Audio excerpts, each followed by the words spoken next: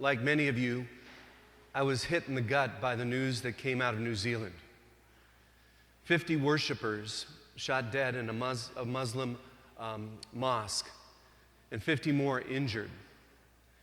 And I remember as I was driving to work that day, driving to school, I was thinking, what am I going to say to my students?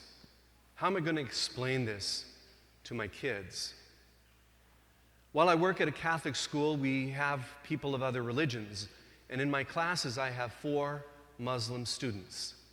And I was wondering, what am I going to say to those kids? How am I going to comfort them and reassure them, given the fact that 50 people were shot down? And it brought my mind back to what took place in Pittsburgh in the synagogue, Tree of Life, where 11 worshipers were killed, and to the Philippines this last January, where a Catholic church was bombed and 20 worshipers' lives were lost and 100 injured. And I thought, how do I speak to these things? And I have to admit that as I was driving along, heading off to school, I was feeling some darkness. I was feeling some despair. Because these stories come along every once in a while and they hurt my heart.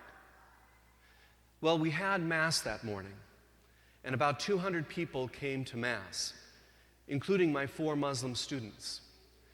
And I could look across and I could see 2 of the girls sitting side by side, one crying and the other comforting her. And the students around who were Catholic and Protestant, they were all trying to provide whatever comfort they could as well.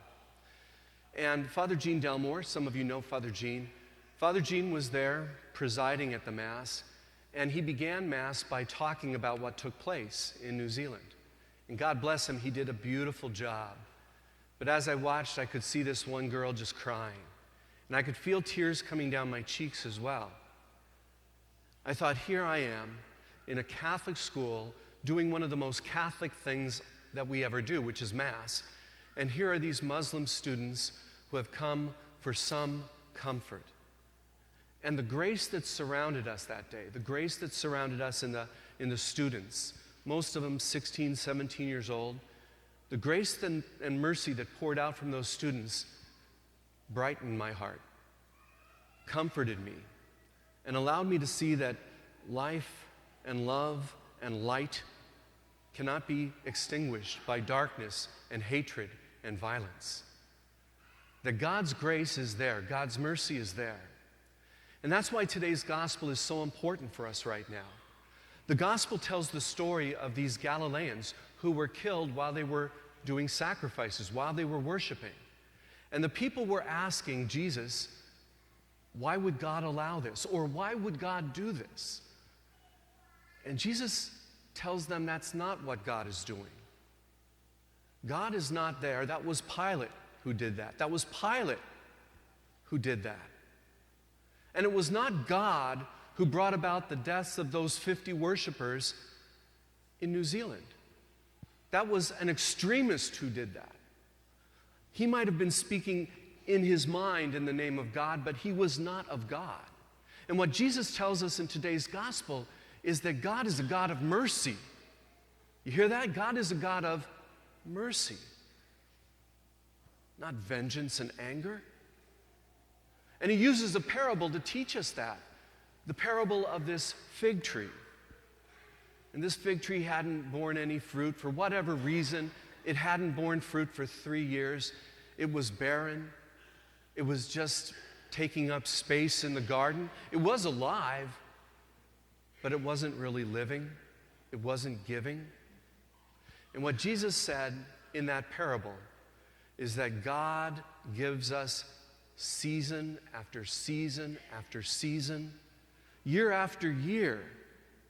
God gives us a chance and another chance and another chance to bear fruit. He tills our soil. He overturns the barrenness of our soil. He waters and nurtures that soil that reaches down to our roots so that we can live and love and share God's mercy with others. That's his promise to us, a promise of grace and mercy, a promise that we will never, ever be left alone, that God stands with us in our struggles and in our sufferings, and He pours forth mercy upon us so that we will, in the end, bear fruit. Our season will come, and we will bear fruit. I was thinking about how He plows that soil as He drags that cross up Calvary Hill, dragging it behind Him, overturning the soil. And as He pours forth His own life, His body and blood on the cross, pours it out into our world to bring about new life. It's what happens here as He breaks open the Word. He plows the dryness and the hardness of our souls, the soil that surrounds our hearts. He pours forth His body and blood upon us, bringing us new life, nurturing us along.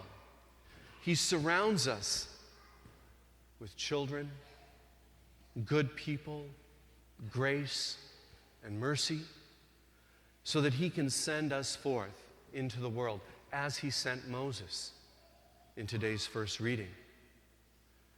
You see, Moses' life had been a little barren too. He'd been out doing the work of a shepherd, caring for his father-in-law's sheep. But that was not his purpose in life. That was not the fruit that he would bear. Moses would be the one who would go forth and bear fruit by saving the people from their slavery in Egypt. Over those years of being a shepherd, God was nurturing him season after season after season, knowing that he would bear fruit.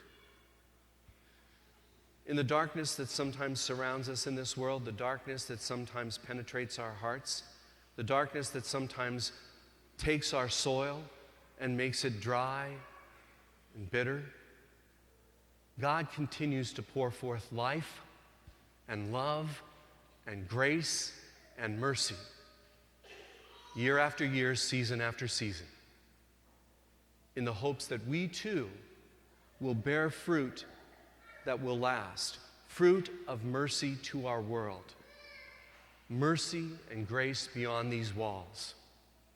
That's God's desire for us.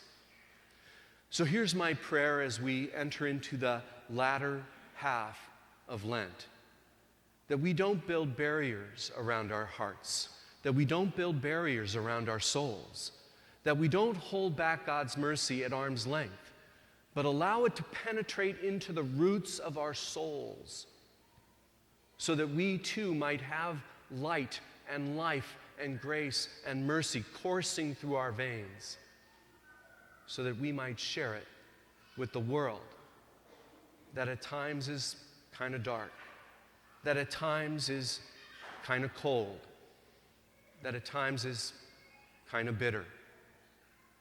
My prayer for myself and for all of us is that we might be that fig tree, having that one more season, so that we too might bear fruit for the world.